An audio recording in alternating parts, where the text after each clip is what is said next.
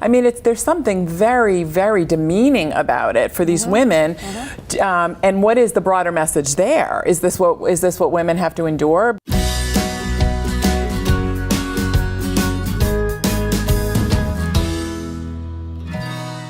So on TV shows like The Bachelor, we see women professing undying love to men that they barely even know. Is this even possible? Can you be in love with somebody you don't know? And how would someone like that even know if they were in love?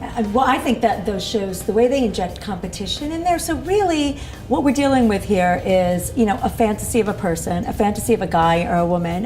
This is not a real person. This is not a multi-dimensional, imperfect person. This is a prize, and we're all competing for the prize. So I think where love figures into that, is it possible? Maybe.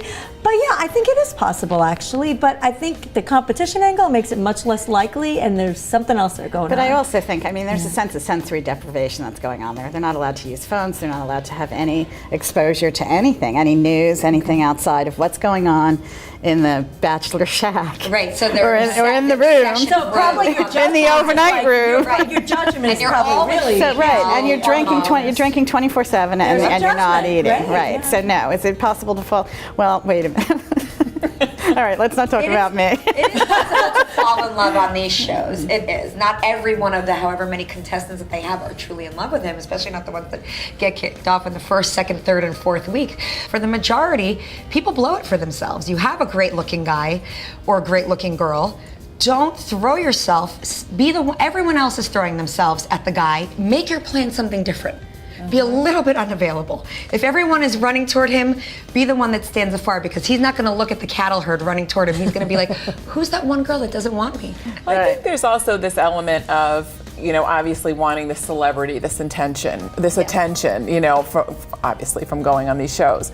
But there is something also disturbing about the way these women are publicly humiliating themselves to get the attention of this one man. And these rose ceremonies they have, where these women are just shaking in anticipation of, this man who's now the love of their lives, who they've known for, 6 weeks. And that's not to say that people can't fall in love quickly. They can, but it's hard to understand how 20 women or whatever it is are going to all fall in love with the same man. And they're not even on for 6 weeks, most of them. Don't you think that goes to the point that Jasbina was making before? So there's 20 women and there's one man. So what is that saying in a bigger, broader way? There's 20 women and there's one man.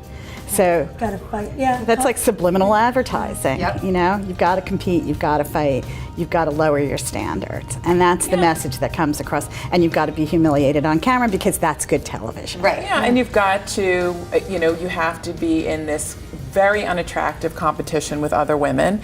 You've got to endure the fact that this man is either being intimate or even having sex with these other women every night that he's not with you. There's something very, very demeaning about it for these women.